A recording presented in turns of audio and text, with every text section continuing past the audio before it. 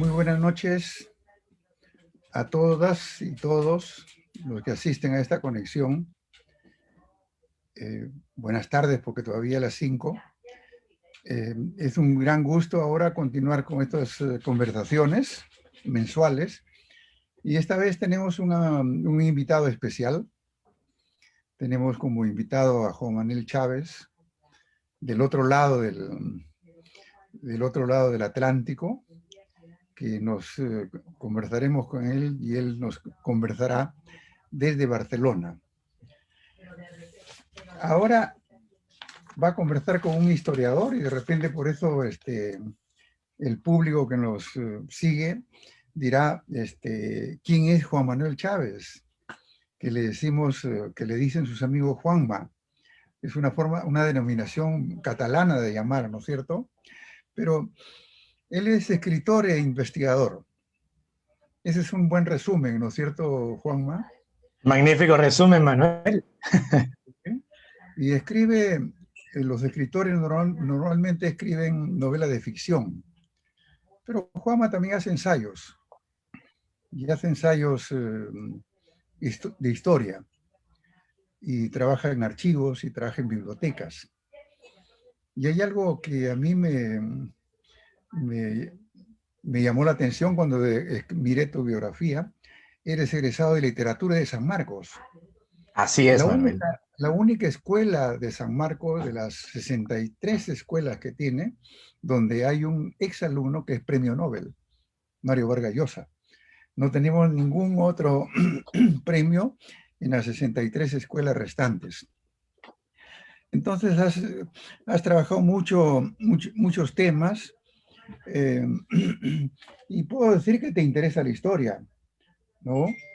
Ahora mismo estás trabajando tu tesis doctoral en la Universidad de Valencia con una profesora que me resulta bastante conocida, y además eres investigador de la Unidad de Estudios Geográficos de la Universidad de Barcelona. No sé si la Autónoma o la Central, hay una diferencia entre una y otra, ¿no es cierto? Sí, la Autónoma está en las afueras de Barcelona, en Belaterra, y luego está la Central, la Universidad de Barcelona, que es donde está la Unidad de Estudios Geográficos que dirige Ana Caballé. Es Esto cierto, es, Manuel. esto es más o menos Juan Manuel Chávez, que les he leído un poco de manera resumida su currículum, para no alargar la presentación. Pero la publicación que ahora nos reúne en esta conexión es un libro, en realidad una memoria, podría decirse, ¿no? Que tiene como título El dilatado cautiverio, el prolongado cautiverio, el largo cautiverio, ¿no? Y el autor es Juan Bautista Túpac Amaro. Túpac Amaro es un nombre que conocemos todos los peruanos, ¿no? Desde la primaria, pero Juan Bautista no es tan conocido. Y lo que Juan Manuel, con mucha seriedad y honestidad, ha puesto Juan Bautista Túpac Amaro, El dilatado cautiverio, edición y estudio de Juan Manuel Chávez. Y en realidad es una edición muy hermosa y un estudio muy penetrante al cautiverio, que originalmente tiene 38 páginas. Es un texto de 38 páginas. En su versión probablemente primera, de una fecha que no sabemos exactamente, pero tú calculas que puede ser 1825, 1824, ¿no? Sí. Él muere en 1825 a los 80 años y probablemente se publicó antes. ¿Por qué es interesante esta publicación, estas memorias? ¿Y por qué ahora, el año del Bicentenario, 2021, lo recordamos, ¿no?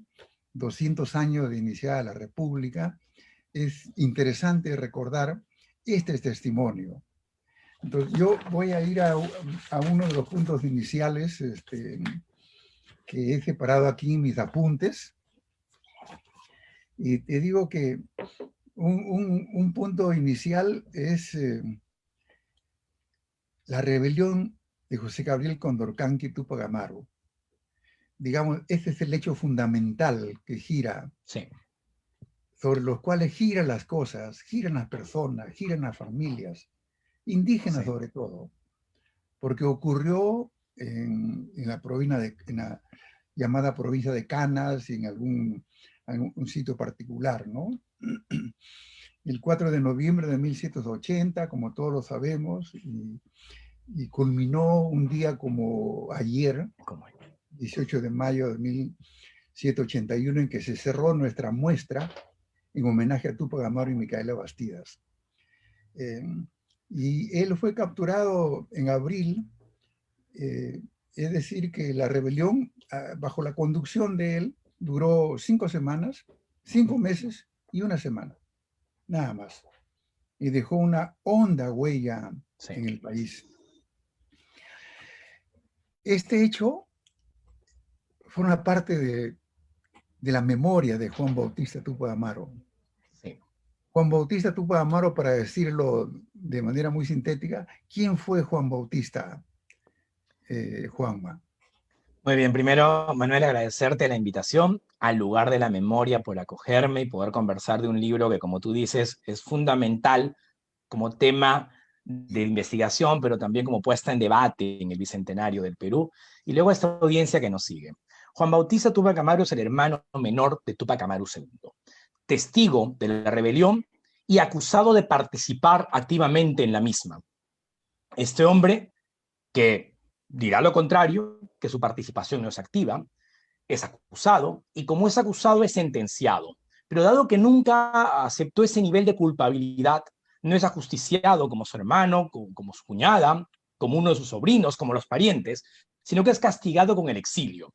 Lo fascinante de Juan Bautista y lo tremendo es que es un hombre al cual mandan al exilio, y el exilio no es en América del Sur, no es en el continente europeo, sino en las costas africanas. Y lo alucinante es que no solamente lo mandan al exilio, este hombre es un hombre transoceánico, y además de mandarlo al exilio, sobrevive al exilio, pero hace algo más poderoso todavía.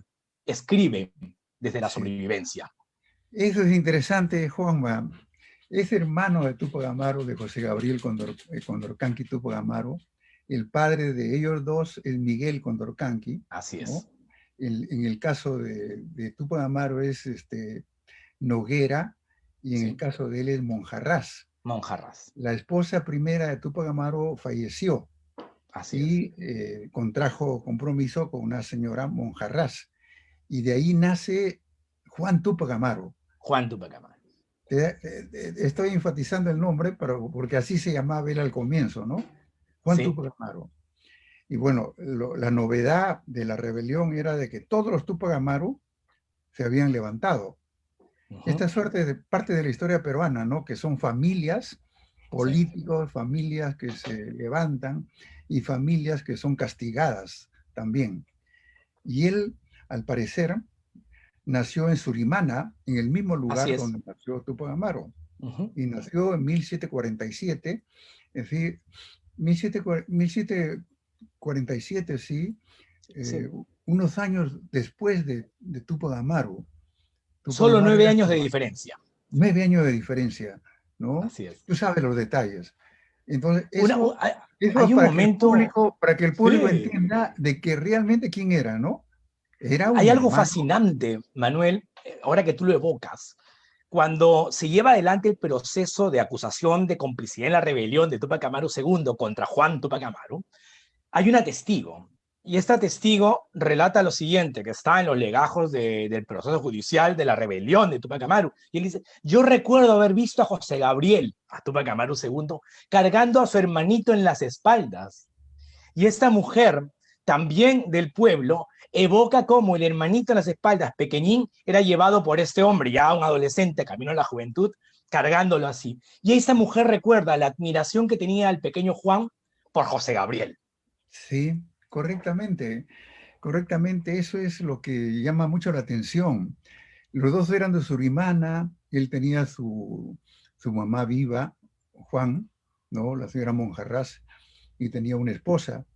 Entonces, lo que hicieron durante las persecuciones, la captura de todos los que habían conducido a la rebelión, se escondieron en unas partes altas ahí en Canas, en Tinta, en la parte alta de Surimana.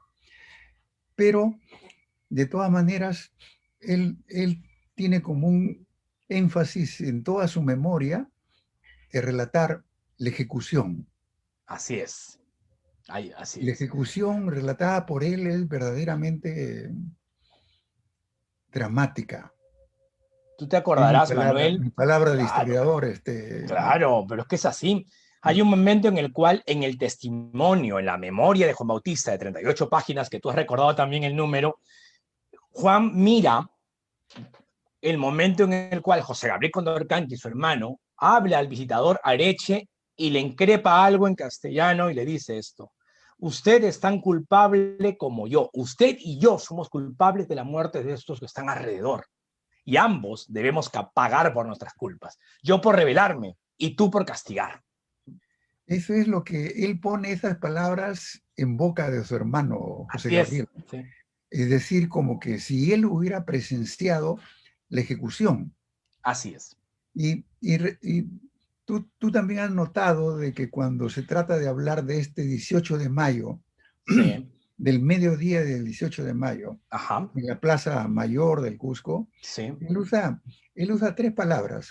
Uh-huh. Suplicio, que era Suplicio. la palabra europea, Sí.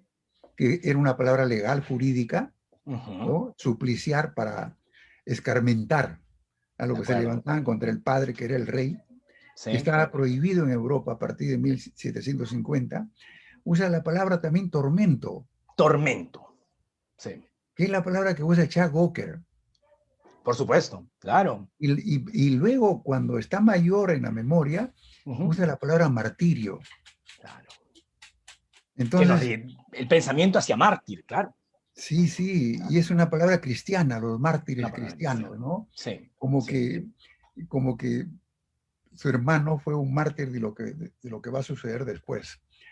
Bueno, él contempló esta ejecución, que fue realmente uno de los hechos más dramáticos y oscuros de la historia del Perú, del Perú colonial y de la historia de Sí. la población indígena, y eso quedó muy grabado en él. ¿Por qué crees que él se salva de morir en este suplicio, tormento, martirio? Veamos, para mí, dos o tres hipótesis. La primera, recordemos que lo que sabemos de Juan Bautista lo sabemos por doble vía. Como tú bien anotabas hace un momento, Manuel, está el proceso judicial, legal, del cual tenemos documentos, y luego tenemos la memoria que él escribe 40 años después, sin nunca volver a su Cusco natal, sino desde Buenos Aires, que allá llegaremos a ello. Pues bien, este hombre, a diferencia de José Gabriel Condorcanqui, a diferencia de Micaela Bastidas, de uno de los hijos, él no lleva, no es capturado prontamente como su hermano y como los demás parientes. Él es capturado a las semanas del tormento al cual someten a sus parientes. Y ese elemento es clave, porque además él es capturado, pero no hay una acusación tan férrea sobre su madre, con la cual él tiene un vínculo muy estrecho, ni sobre su esposa, a la cual él siempre llamará española. Recordemos que la palabra española tiene muchos sentidos en este entonces. Entonces, yo siempre quiero pensar en Juan Bautista, en Juan Tupac Amaru en ese momento, como alguien que vislumbra lo terrible que es ser acusado como rebelde activo y el tormento que le puede suponer para él, para su esposa y para su madre. Y por otro lado, el hecho de ser consciente que tal vez la sobrevivencia no es indigna.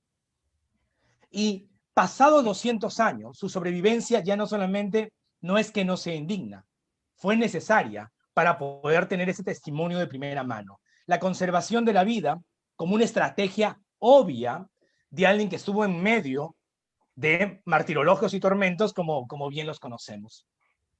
Daría la impresión, por lo que tú en tu estudio reseñas, Juanma, que estos dos personajes eran tremendos, ¿no? José Antonio de Areche y ¿Sí? Benito Matalinares. Matalinares, claro. Matalinares es uno de los jurisconsultos, no jurisconsulto, Uh -huh. pero es uno de los funcionarios ilustrados enviados por ¿Sí? Carlos III. Así es. Y era una persona de 26, 27 años, ¿no? Que cuidaba al rey, ¿no? Sí. Ellos son los que deciden no castigarlo a él con la muerte Uh -huh. y matar a todo el resto de la familia Tupac Amaru, Sí. ¿no? Y parecería que el virrey apoyó eso de no castigar a Juan Bautista. Me daría la impresión, ¿ah? Es un tema... Yo también entro a esa misma hipótesis, en la medida que, recordemos que lo que se evalúa en las cartas, el archivo Matarinares me parece que es fundamental para esto, es para poder interpretar que matar a un Túpac Amaru, habiendo matado a José Gabriel, y matar a otro, podría soliviantar y elevar mucho más la carga de rebeldía que ya se estaba acallando. Y entonces, estratégicamente, el virrey considera que es mejor mandarlo muy lejos, ni siquiera a Madrid, ni siquiera en América del Sur, sino refundirlo del otro lado del Mediterráneo. Era mejor esa muerte simbólica que convertirlo en un mártir muerto ya el hermano. Y a mí me impresiona algo, algo que revela el Perú profundo, ¿Sí? el Perú en sus detalles, ¿no? Juan Túpac Amaru no fue condenado a muerte, no fue ejecutado, no fue atormentado, pero lo deportan, lo destierran. Sí. Y tienen que viajar de Cusco a Lima 60 de un grupo de familiares y de otros seguidores de Túpac Amaru. En ese grupo estaba su madre, estaba su mujer, Sí. habían niños. Dos sobrinos, los dos hijos de José Gabriel Condorcanqui. Y recuerdo que el viaje dura 40 días, ¿no? Entre Cusco y Lima. Sí. 40. Yo recuerdo que Pablo Macera siempre que fue lector de el dilatado cautiverio, sí. Me hablaba de ese suplicio tan terrible como lo otro, porque muere su mujer, muere su madre, en el camino mueren otros, y llegan no sé cuántos a Lima, y son de nuevo puestos en el Callao y a la espera del barco para llevarlos. ¿Te llamó la atención que el barco donde los deportan a ellos del Callao hacia Río de Janeiro se llame El Peruano? El Peruano. Acá hay varias cosas que son sintomáticamente atractivas, sugerentes y de debate. Tú, con mucha sagacidad, Manuel, vienes a recordar los 40 días del camino de Cusco a Lima, y a la vez, Juan Bautista, cuando escribe las memorias, siempre va a decir mis 40 años de cautiverio. Y es que el número 40 tiene otra vez una carga religiosa y bíblica. Son los 40 días en el desierto de Jesucristo. Entonces, y él es Juan Bautista, quien anuncia al Mesías, al mártir. Sí. Evidentemente en Juan Bautista hay una mentalidad impregnada de la religiosidad cristiana, y que esta está en su discurso narrativo. Por otro lado, también es cierto la tremenda ironía de que el barco que lo lleva al exilio sea el peruano, un barco sobre el cual investigué, y fue su último viaje además. Es el último viaje del peruano y no vuelve a partir más. El último viaje del peruano es aquel en el cual depositan al Túpac Amaru sobreviviente lejos de su tierra. Eso me llamó la atención, Juanma, que los historiadores somos de documentos y detalles, pero tú eres un literato, un escritor, y sin embargo has revisado los documentos, has revisado los detalles. El barco, el peruano, es el último viaje, ¿no? Sí. Sale del Callao, viajas al sur, dobla el cabo de Magallanes, ¿sí? Y llega a Río de Janeiro. Y en el transcurso muchos han sufrido un tormento. Así es. La inclemencia del clima, los mareos, muere su madre, muere su esposa, mueren otros. Sí. La población llega diezmada a Río. A Río. El énfasis que tú pones es fundamental, Manuel. ¿Por qué? Porque cuando nosotros pensamos en, bueno, este hombre los camina del Cusco a Lima y luego ven un barco. Y claro, el pensamiento contemporáneo es pensarse en un transatlántico. No. Estamos hablando de condiciones infrahumanas, de meses de transporte, que implica llegar hasta abajo, hacia el paso de Magallanes, cuyos vientos llegan a 130 kilómetros por hora, donde barcos sencillamente encallaban y se hundían, y luego atravesar en condiciones además de presidiario, encadenado, con los riesgos del escorbuto, la falta de alimentación, las carestías médicas, Todas las condiciones adversas, pues esas son. Ahora, cuando tú hablas de mi obsesión un poco por el detalle, Manuel, el 2019, cuando pasé unos meses en Buenos Aires, incluso averigüé la posibilidad de hacer la ruta Barcelona-Montevideo-Buenos Aires en barco, para visualizar por lo menos en un barco de carga, con 18 días de viaje y no 4 meses, lo que podría significar ese trajinar tremendo sobre el Atlántico. Lo interesante y lo importante de resaltar es que este hombre entonces, que ya tenía su edad, no era un hombre mayor, pero estaba en los 40, este hombre padece no solamente el suplicio de ser transportado a Lima, embarcarse durante meses, llegar a Cádiz y luego tendrá décadas en un territorio ajeno, extraño, geográficamente distinto, topográficamente desconcertante para él, y hasta lingüísticamente. Sí, me llamó mucho la atención que la travesía de este peruano es paradójico, ¿no es cierto? Que lo castiguen en un barco que se llama el Peruano Es muy paradójico. y que viajes que duran un mes, mes y medio, dure 10 meses, Claro. en que la población casi es diezmada, ¿no? Casi Sí, llegan a la mitad de los que sí, partieron. sí. Es decir, que el castigo, como él dice en su memoria, el tormento, era esta enorme travesía, ¿no? Y las cadenas y el Claro. maltrato. Bueno, entonces ya tenemos a nuestro personaje en Cádiz. Ujú. Finalmente Lo- llega a Cádiz Sí, y en Cádiz de inmediato lo ponen en un castillo que era una prisión así y que es. tenía el nombre simpático de San Sebastián, que es Sí, un santo muy, muy importante en el Perú, ¿no? San Sebastián. Todos los 20 de enero, en ya. muchas partes del Perú hay fiestas patronales y se recuerda este santo. Pero aquí lo recluyeron a él allí y a los otros en otros castillos. Así es, los reparten. Ese- Así se inicia el largo cautiverio. Así es. Primero está en Cádiz. ¿Y por qué crees que después de Cádiz lo envían a Ceuta? Aquí hay dos opciones que podríamos barajar, mi querido Manuel. Lo primero, que entre las cartas que se comparten en Cádiz está una preocupación legítima de tener a un Túpac Amaru dentro de la península ibérica. Hay una carta en la cual se plantea que era un peligro tal vez tener a alguien que tiene un valor simbólico para las colonias americanas en Madrid o Cataluña y que puede ser olfateado como atractivo para franceses o ingleses que pudieran ver en él un símbolo y que puedan luego enarbolarlo. Dijeron, no, en la península no, porque a Sí. la península van varios presos de Cádiz. Y entonces ya estaba establecido en Ceuta. Ceuta, quiero que lo visualicen, el público que nos sigue, está rodeado por Marruecos.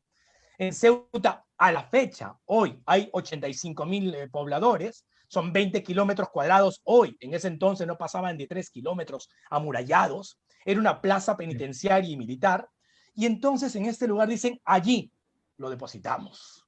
Le Sí. daremos 6 reales diarios, pero ahí lo depositamos, lejos, muy lejos.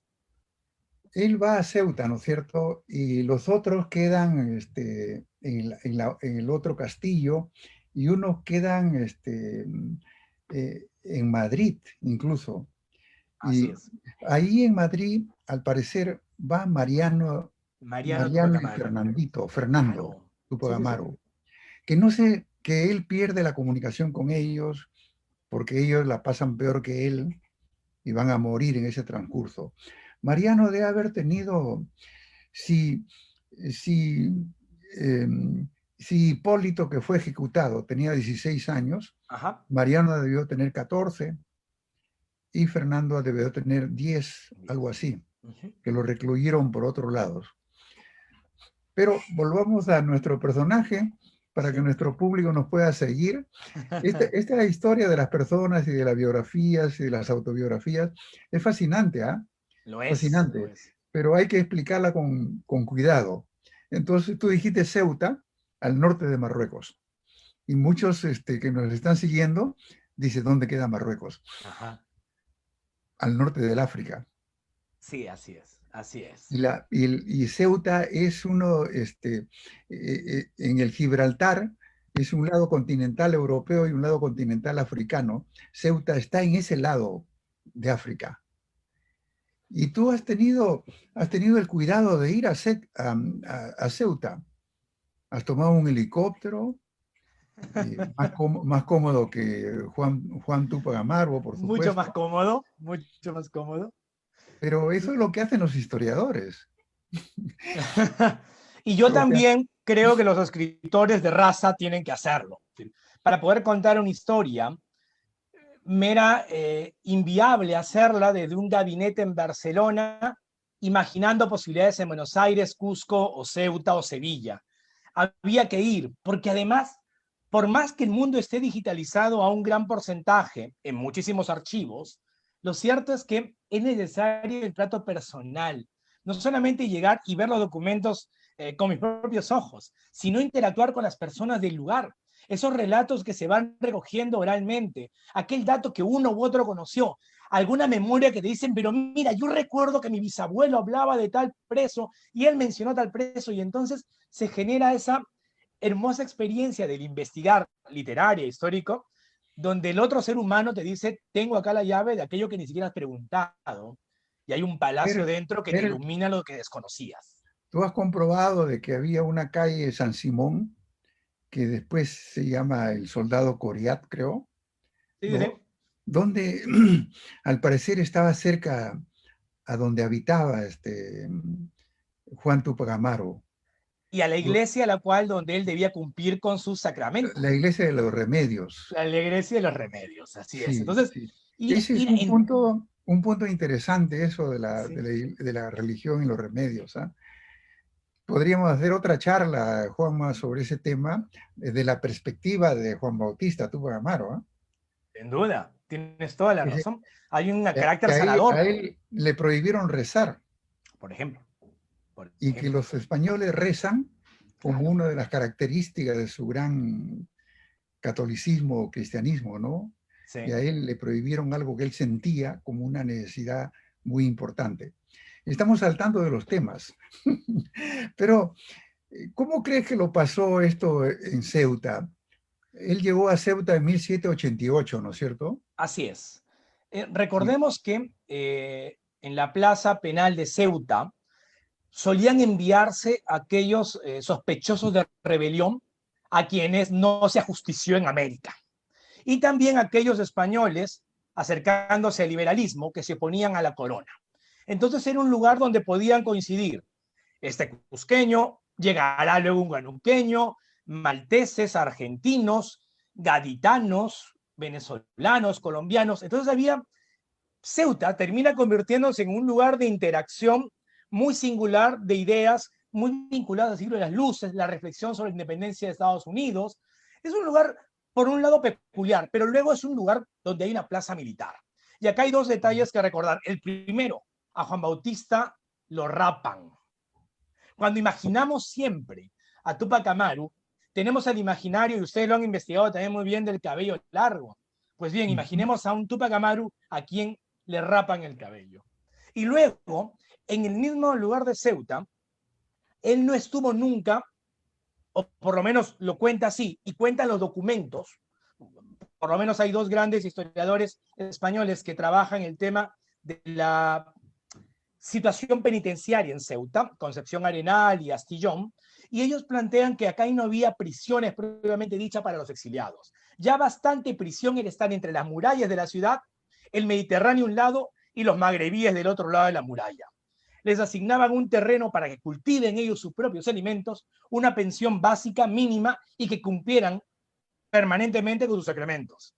Y sí, esto significaría entonces un acceso diverso, porque Juan Bautista no solamente accede a la iglesia, sino a la biblioteca de la iglesia. Y también tiene la oportunidad de interactuar con personalidades que tal vez en el Cusco no lo hubiera hecho. una cosa, aunque espero que nuestros eh, personas conectadas nos sigan, y como es la historia cotidiana de las personas, no es fácil seguirnos, pero en algún pasaje se sobreentiende de que Juan Túpac Amaru no hablaba bien el castellano, no hablaba bien el español, y de poco a poco, al parecer, se fue incorporando al idioma. Da la impresión que él no dominaba muy bien el castellano, y que toda esta etapa de prisionero fue una etapa de cultivo personal, al parecer. No hay tantas huellas, ¿no es cierto? Al respecto, para hablar de las huellas, y Manuel, tú entras un punto clave, que es uno de los grandes debates en torno a la memoria, el dilatado cautiverio de Juan Bautista, es su autoría. ¿Este hombre hablaba o escribía o no en español? Vamos a retroceder solo un momento para que no se nos pierda la audiencia. Cuando él es capturado, Cusco, 1781, y hay 6 testigos que los indican a él como también rebelde y como cómplice de su hermano. Y cuando se han dado las declaraciones orales y él ha dado la suya, él es conminado a firmar su declaración oral, que ha sido transcrita, y él se cita en el documento legal lo siguiente: no firma por no saber. Y así Sí, queda entonces enmarcado el hecho de que este personaje niega la facultad del manejo escritural del español. Lo niega. Que lo niegue no quiere decir que no sepa hacerlo.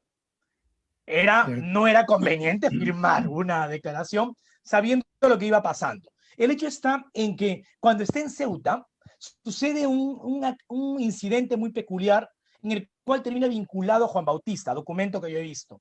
Y es que hay una situación de pareja, hombre y mujer, una situación de violencia intrafamiliar, violencia luego machista, aparentemente ha sido golpeada una mujer y ha habido un testigo. Y un testigo es llamado a declarar, y este hombre que declara, un español, declara que sí, que ha habido una agresión contra una mujer. Pero hace falta un fiador, alguien que dé fe de que el testigo es alguien confiable. Y este es Juan Tupac Amaru. Hay un documento en el archivo POSAC donde aparece la firma de Juan Tupac Amaru, el hombre que alguna vez dijo que no firmaba, firma y es el fiador de que el testimonio que está brindándose en torno a una escena de violencia machista es una persona en la cual se puede creer. Así que, como tú bien dices, Manuel, las hipótesis nos llevarían a pensar que, supiera o no leer y escribir, tuvo casi 40 años en el entorno hispanohablante y el único vehículo para comunicarse con los demás que tenía era el español. Así que lo más lógico es que fue manejando el idioma cada vez más. Bueno, tú me has invitado a regresar un poquito atrás, Juanma. ¿Sí? Lo que quisiéramos es que realmente tu libro sea leído y que los jóvenes lo busquen, porque es un libro que retrata una época bien complicada para nuestro país, para el Perú indígena, ¿no?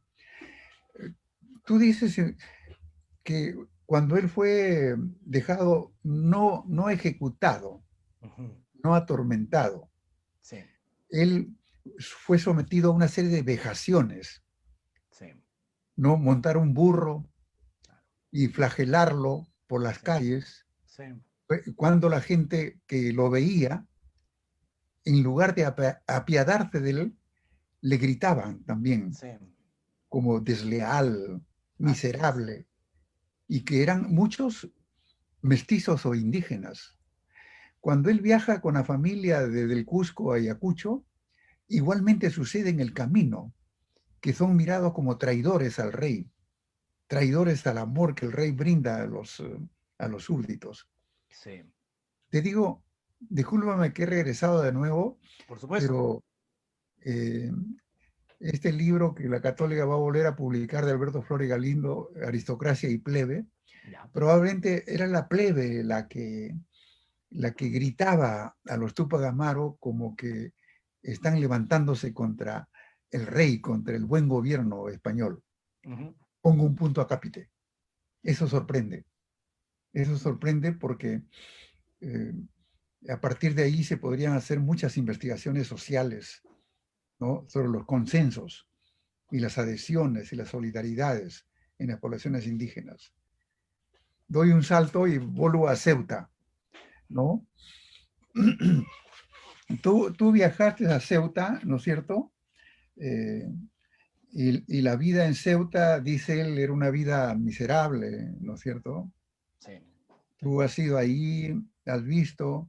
Ceuta era un presidio, como tú lo indicas, hasta 1911. Así es. Después dejaron de ser presidios. Ujú. Y Ceuta, en este lugar alejado de la España peninsular, en el otro lado, al norte de Marruecos, en la punta del África, eh, era un lugar para presos políticos. Así es. Eso es. ¿Eso no te parece interesante eso?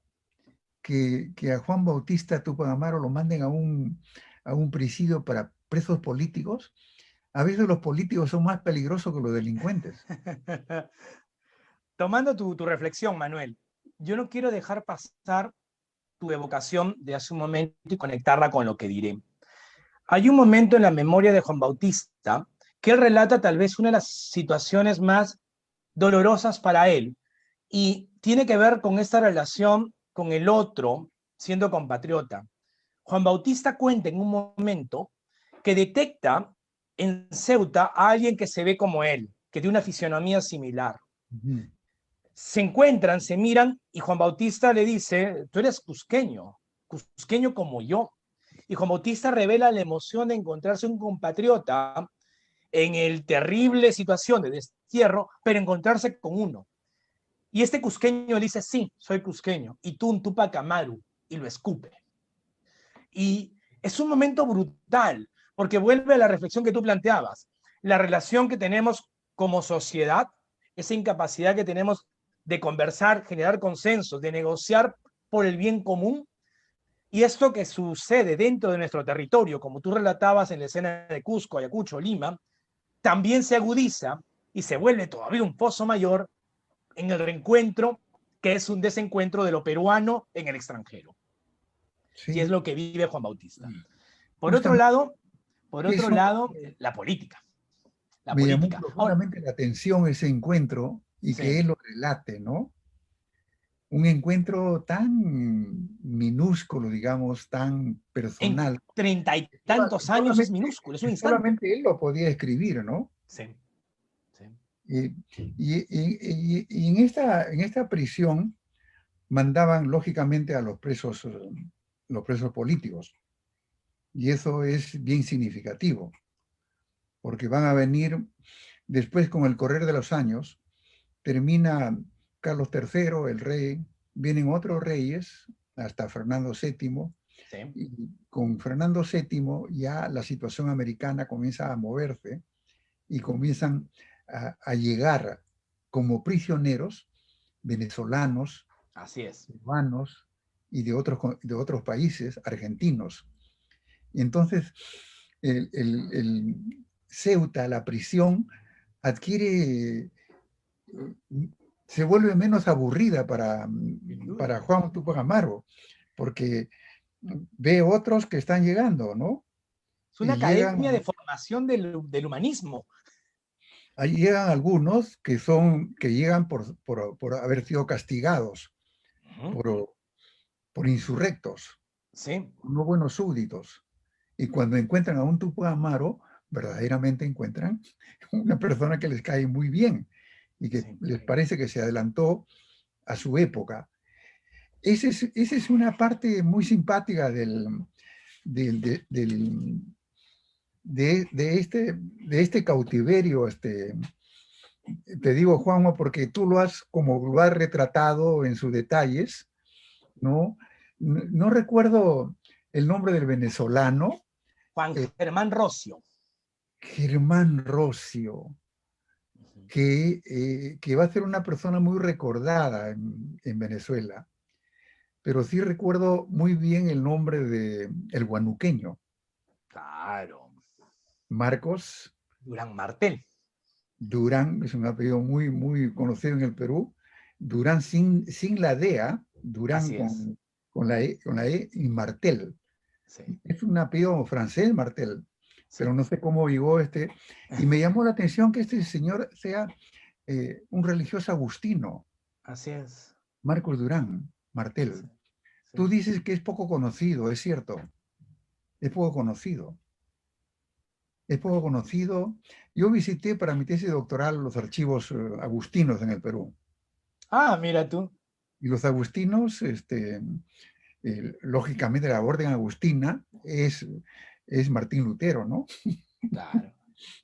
Entonces, es algo bien, bien, bien particular. Y ellos tenían una noción de todo lo que estaba ocurriendo, todo lo que había Sin ocurrido en la duda. República, ¿no? Sí. Pero Marcos Durán se levantó en Huánuco en 1812 y se levantó con Juan Crespo y Castillo Así y es. otros, que sí fueron ejecutados. Así Él es. fue como Juan Bautista Tuvo Amaro, extraditado. Ajá. Llega a este lugar. Sí. ¿Y cuál es la impresión de él cuando lo conoce? Es fascinante. Aquí lo que tú has abierto son 2 o 3 vías que voy a intentar juntar. Primero, como tú bien dices, una cosa es ser un preso político y otra cosa es ser un político preso. Lo que están aquí son presos políticos. Primero eran criminales, con Juan Bautista llegan criminales. Y es por eso que él siente que es tratado como criminal sin serlo. Luego ya están los presos políticos, el venezolano Juan Germán Rocio, y luego, claro, llega Marcos Durán. Y Marcos Durán primero llega y la primera impresión es que es un hombre que representa para Juan Bautista, para Juan Tupac Amaru, el deseo de seguir luchando por la libertad de América y del Perú en particular. 30 años después, la lucha continúa. Eso primero. Y luego la sensación que le transmite de que esa lucha puede lograrse, de que hay una América a la cual volver. Para Juan Bautista, el encontrarse con un compatriota que tiene una simbología de rebeldía, que ha tomado una posición de reformar la administración virreinal e incluso la independencia, pues encarna para él la ilusión de ser libre otra vez.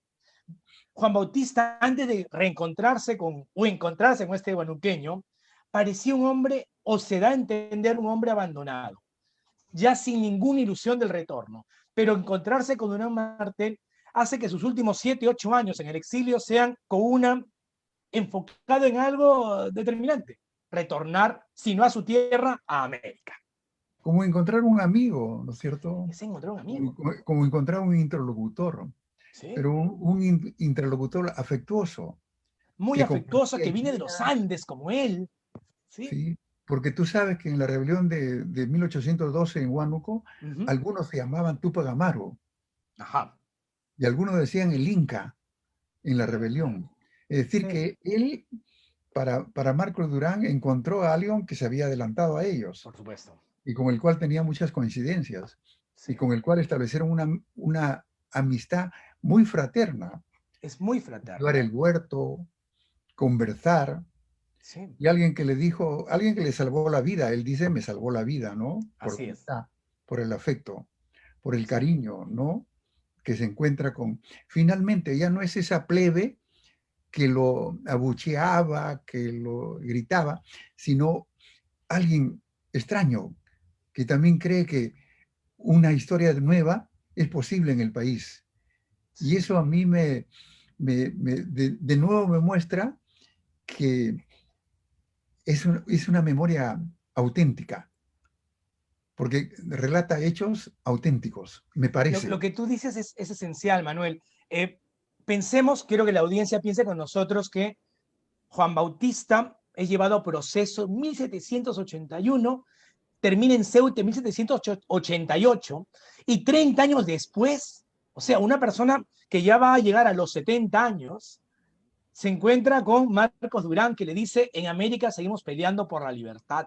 Entonces, y esto es conmovedor, como tú bien dices, la memoria de Juan Bautista es una memoria afectiva, plagada también de críticas muy fuertes a la corona, una discusión con lo religioso, una inversión del salvaje y la bestia, lo bestial y lo salvaje está en los españoles, no así en nosotros, los pobladores originarios, en fin, pero más allá de ello está el afecto.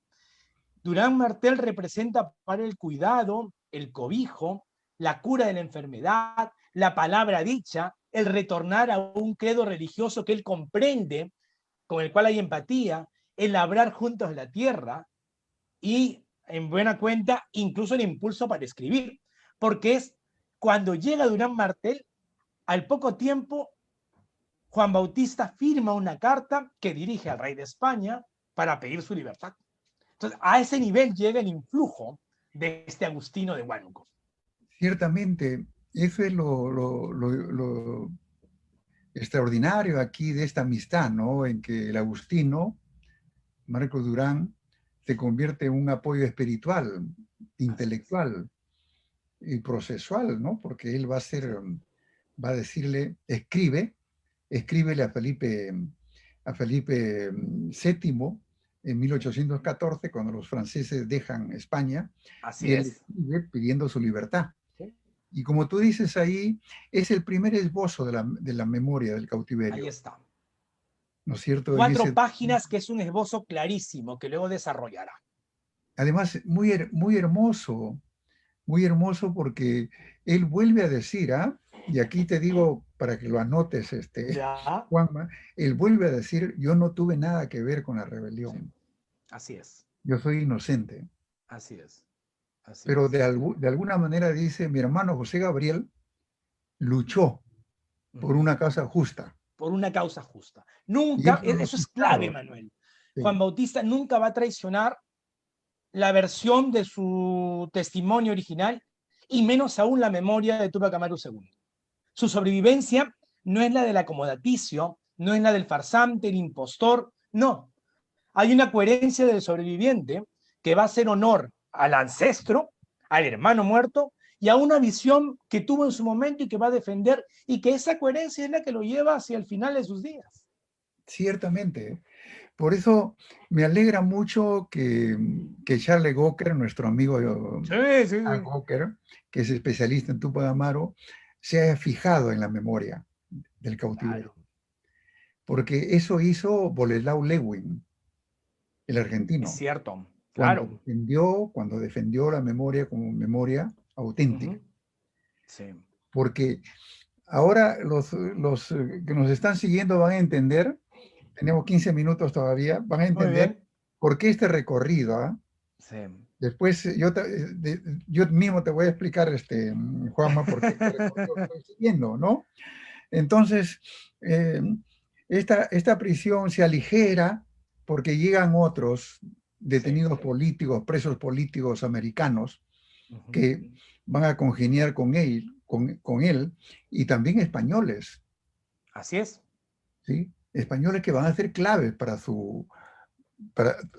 para su liberación después, Fundamental. ¿no es cierto? Sí, Y eso hace que todo comience a jugarse en los términos políticos de la época. totalmente. Y hay algo que has hecho, me parece muy correctamente, que a veces los historiadores no podemos hacerlo por una serie de razones, conocer la historia de España de este periodo.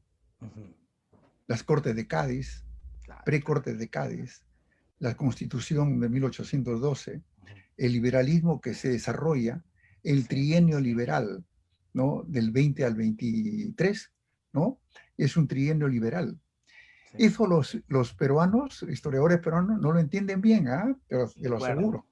Que había una corriente liberal muy fuerte en España, donde dijeron, de ahora en adelante, no hay presos políticos en este país. Así es, así es. Eso no se entiende. No, Tampoco se entiende la memoria de Juan Bautista.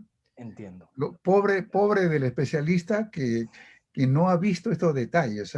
Especialista, te digo, en la rebelión, que no ha visto estos detalles, que me parecen a mí muy importantes, ¿no?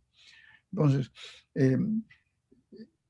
todo este apogeo liberal hace que por fin venga la libertad, la liberación, y venga después que lo ha perseguido. Sí. Ha escrito ese documento al rey Fernando VII y no le hicieron caso, Ajá. ¿no? Y él siguió pensando. Porque tu libro tiene una primera parte tuya, una segunda parte el cautiverio, la memoria de este personaje, una tercera parte tu viaje a Ceuta, y tiene una última parte de 13 documentos. Así es. Que los historiadores generalmente no ponemos los documentos, pero tú los has puesto como una prueba fidedigna en lo que te sustentas. Así es. Bueno, vino la liberación. Antes de ir a la liberación, mi querido Manuel, quiero poner en contexto algo que me parece esencial de lo que tú has dicho. El trienio liberal es clave porque, claro, no hay presos políticos y no solamente es que haya una medida política social, sino que además hay un revuelo. Cuando uno comienza a revisar la prensa de la época, que para mí es importante en este momento la prensa, yo encontré, por ejemplo, que el diario de Barcelona en 1821, a inicios de año, hace eco de la presencia de un cusqueño que está exiliado en Ceuta todavía. Tenía 4 páginas el diario de Barcelona de ese entonces, una página y media dedicada a Juan Bautista, diciendo no es posible que un cusqueño siga preso en territorio nuestro. Y entonces uno ya puede darse cuenta, como tú bien decías, que hay un contexto que favorecía plenamente, si no la amnistía, la liberación. Y es ahí que vamos a lo que tú querías abrir, la Eso. vuelta y el retorno. Entonces viene la liberación, viene la libertad, el camino de retorno, como dice Juan Bautista. Ya comienza a llamarse Juan Bautista, casi, ¿no? Dice, se pone el segundo nombre. Y después de toda esta larga estadía allí, toman el barco. Bien. Curiosamente, un barco inglés, Así es, con un así capitán es, inglés. con un capitán inglés. Curiosamente te digo porque los tiempos habían cambiado. Por supuesto, Guerra. por supuesto. Toman un barco inglés. ¿Y a dónde se dirigen? Dinos, Juanma. A Buenos Aires por ruta de Montevideo. Una cosa preciosa, encontré yo en el Archivo General de la Nación de Buenos Aires el cuaderno de ingreso de pasajeros. Y yo he podido constatar en la página correspondiente el ingreso de Juan Tupac Amaru, cosqueño, que regresa, y debajo de él el nombre de Marcos Durán Martel, Sí. el hombre que lo acompañó desde entonces. Eso es un documento que tú lo has encontrado en el Archivo General de la Nación en Buenos Aires, que es un gran archivo. Gran archivo. Un Gente gran... generosa como en cada archivo. Qué maravilla para ayudar, para encontrar, día tras día ir con los guantes, con las mascarillas, abriendo las páginas. Ahí está. Qué Yo maravilla el trabajo de tuve archivo. un amigo, Enrique Tandeter, que fue director en un momento director del Archivo General de la Nación. Bueno, este documento Sí, sirve para decirle al señor De Angelis que el que escribió esa memoria no es un impostor. así es. Le vamos mezclando los temas a nuestros estados, ¿ah? Pero algunos dudaron de la existencia de Juan Bautista Túpac Amaro y dijeron no, él murió en Ceuta y lo que vino acá fue un impostor. Así es. Eh, eh, pero en realidad parecería que fue el mismo el que llegó a la edad de 75 años, Así es. ¿no es Así es. cierto? Llegó Por ahí, el rastreo dejó, que tenemos de la dejó ese documentación en registro. Ceuta, la de Cádiz, la de Buenos Aires, es el mismo. Es el Claro mismo. que alguien que viene planificando podría haber anotado también el Sí, nombre sí, en el sí, sí. registro de ingresos, pero está acompañado por Marcos Durán, Además. además que es el- el que le da fiabilidad al Ujú. relato y al documento. Bueno, entonces eh, llega a Buenos Aires. El gobierno, el presidente en este momento, que era el primer ministro de Argentina, era este famoso Bernardino Rivadavia. Así es. Le digo, a mí me cae bien Rivadavia, muy bien. Y el Ajá. grupo rivadaviano, Sí, mejor. mejor. Era un grupo de liberales. Claro, Entonces, completamente. Había una la, reforma rivadariana que es una reforma liberal, que el Estado sea laico, la educación pública, en fin, es un camino muy poderoso que comienza en Buenos Aires y que luego comienza a extenderse en toda Argentina. entonces él cuando viaja acompañado de un Mariano Subieta, que Así era un es. político escarcelado que se había levantado en Potosí y que estaba castigado en Ceuta.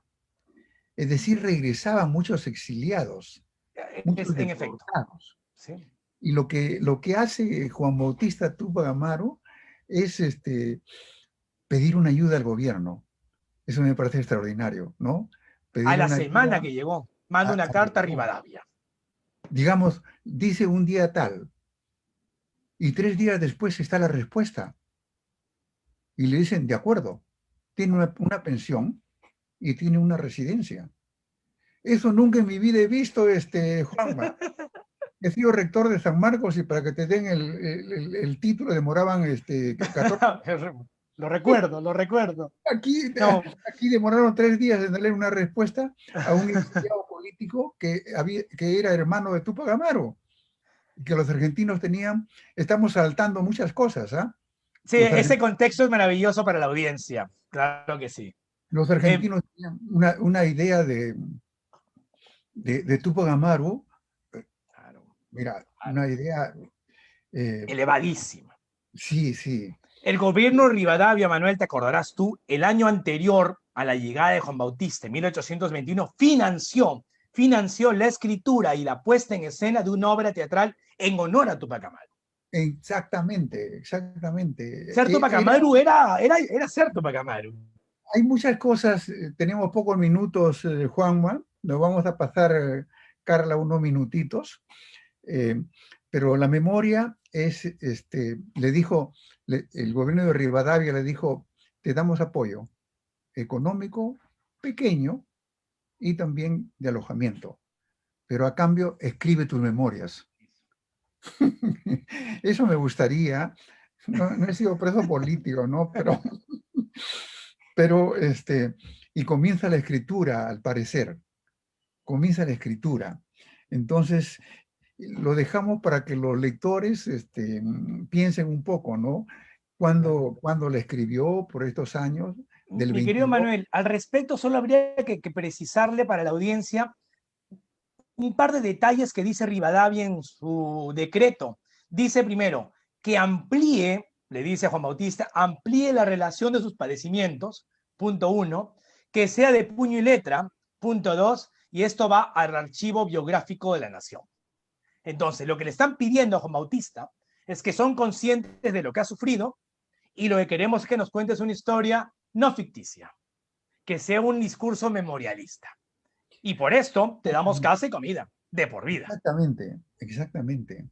Es decir, algo que fundamente la independencia. Eco. Es Y eso. ahora la memoria es para que lo lean todos los que nos están escuchando. No hay tiempo de analizarla. Pero a mí me parece sorprendente la memoria, porque ¿qué me muestra? Que él estaba conectado a lo que ocurría en el mundo, a la llegada del liberalismo con la Revolución Francesa del 89, 1789, entendía que el mundo iba más allá, entendía también que la conquista fue un desastre, porque si ahora se busca la felicidad, la sociedad inca era la felicidad y se puso una sociedad de explotación y de tormento. Es decir, en la memoria hay una serie de reflexiones extraordinariamente sorprendentes. En algún momento dice que eso impidió el desarrollo de la ciencia social. Y me Lo llama la, dicen. me llama la Dice. atención que use la palabra ciencia social. Sí, sí. Bueno, él terminó cultivándose, pero no sé en qué circunstancia una persona de la edad de él para la época, en este momento sería de 90 años aproximadamente, Claro. Haciendo una ¿no? equivalencia, sí. Sí. Y él la dictó, la escribió con Marcos Durán, al parecer. Y hay realmente hay muchos fragmentos, hay muchos pasajes que se deberían conocer mucho en el país, ¿no? Que no se La conocen. actualidad de la memoria de Juan Bautista es tremenda, porque luego de un 2020 tan duro, la pandemia, confinamientos, conocer la historia de un exiliado, un hombre confinado de manera forzada, conocer un hombre que luego del confinamiento sobrevive a él y decide contar la historia, y que su historia intenta sembrar la justificación y la lógica de una libertad, es de Sí. una actualidad apabullante. Y yo te digo, Juanma, lo que yo puedo interpretar, es mi Sí, interpretación, sí. que se produce una metamorfosis en el prisionero, en el cautivo, y pasa de una situación de ser súbdito, Él decía, yo soy súbdito, yo no me levanté, yo soy, no he participado en esa insurrección y sin embargo estoy aquí, solamente por ser hermano de Túpac Amaru. Así es. Progresivamente, por la influencia de los otros, Sí. de los Marco Durán, de Rocio y del español. ¿Recuerda cómo se llama el español, el liberal Manuel Isnar? Argüelles. Argüelles, Argüelles, Argüelles. así es. Se vuelve ciudadano, comienza a Claro. adquirir esta noción de ciudadano. Sí, Tenemos derechos y nuestros claro. derechos se comienzan a respetar. Él usa la palabra derechos. La usa, la Esa emplea. metamorfosis me parece extraordinaria. Sí, Es decir, hace que la metamorfosis personal de él sí, transforme su memoria de los acontecimientos sí. y diga que la rebelión de Túpac Amaru sí iba en el mismo camino de los movimientos de independencia de la actualidad. Ese punto ¿No es te parece clave, mi querido extraordinario Manuel. eso? Ese mundo es clave. Cuando Juan Bautista, entonces, esclareciendo su recuento del pasado, que está marcado por el olvido y por la memoria, pero cuando hace el balance, entronca claramente la rebelión de Túpac Amaru, la libertad ya conseguida, y esto será incluso más notorio cuando, pasado el tiempo, le mande una carta a Simón Bolívar. Y en Ciertamente, su carta a Bolívar él dirá, lo que ustedes han logrado es magnífico, maravilloso, indiscutible, pero detrás viene un Túpac Amaru. ciertamente. Yo te digo 1825, Eco, me parece agosto del 85, 1825, mil ochocientos veinticinco, ¿sí? la carta a Simón Bolívar, Así es, que le dice gran libertador, así es, sí, sí, ¿no? sí, sí, sí, Y sí. gran libertador, y él asume diciéndole, el precedente, el noble precedente, fue el de su hermano, José Gabriel, el precedente de este movimiento de liberación, Sí, que finalmente nos va a devolver la libertad. Y se ha consumado la transición. se ha consumado. Se ha consumado la transición y muchos historiadores, el mundo de los historiadores sobre la época, sobre la rebelión de Túpac Amaru está dividido en dos grupos. Ajá, Los que dicen, los que dicen que fue un movimiento que se alinea con las independencias que vienen después, de acuerdo.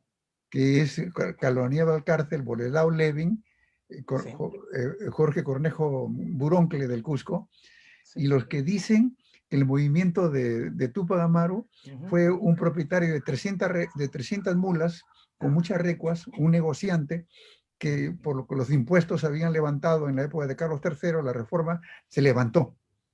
Y lo que él luchaba no era por la independencia, sino contra Arriaga, contra los malos corregidores. Entiendo. Y yo te digo, no todos los corregidores eran malos. Claro, claro. Algunos eran respetuosos, Sí, sí, correctos. sí, sí, sí, sí. Entonces, lo que quiero decirte es que se produce finalmente esta transformación.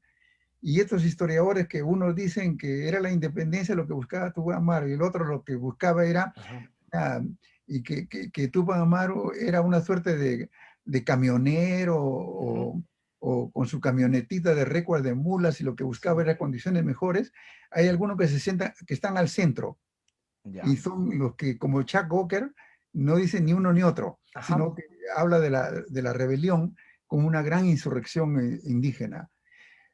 Pero esta discusión de los historiadores lo ha resuelto Juan Bautista Túpac Amaru.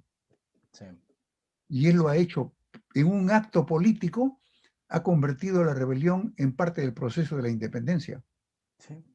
Y para alinearse él mismo en la nueva república. Claro, claro, para ser ciudadano.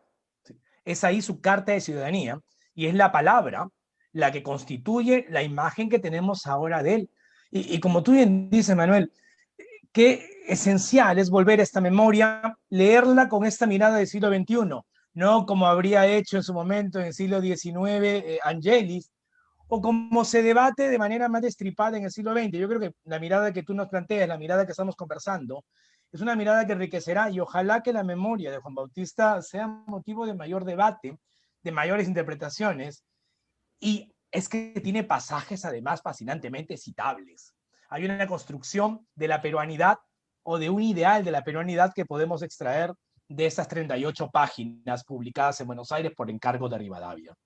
Sí, yo tengo una serie de datos eh, de, que he tomado de la memoria, que Sí. no tenemos tiempo. Te agradecemos mucho, Juanma. Espero que las personas que nos han conectado nos hayan seguido. Seguro que sí, ha sido muy claro, la verdad. Creo que El hilo hayamos conductor que elegiste me parece que es sí, transparente. lo que yo quería preguntarte era sobre la relación de hermano con Túpac Amaru y su metamorfosis, ¿no? La transformación de un súbdito a ciudadano, a pesar de que estaba en la cárcel, que es el mejor ejemplo y lo que sucede en todo América. Muchas Sí. gracias, Juan Manuel. Buena suerte en tus futuras investigaciones. A ti, Manuel, y felicitarles por lo que hacen en lugar de la memoria. Uno se siente muy orgulloso del trabajo que realizan, que tú encabezas y con un equipo que a mí me parece estupendo. Que tengas un estupendo también día. Gracias. Buenas noches a todas y todos.